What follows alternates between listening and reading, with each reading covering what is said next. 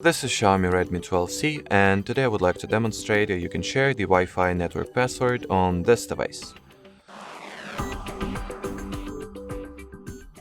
So to start, you will need to launch the control panel by swiping downwards from the right part of your status bar, then touch and hold at the Wi-Fi shortcut over here.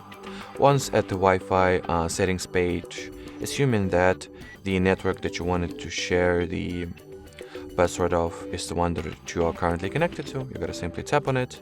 And as you can see, this little dialog window appears, which provides you with a QR code that you can further scan with any other device, or well, phone in particular, and get automatically connected to the chosen Wi-Fi network.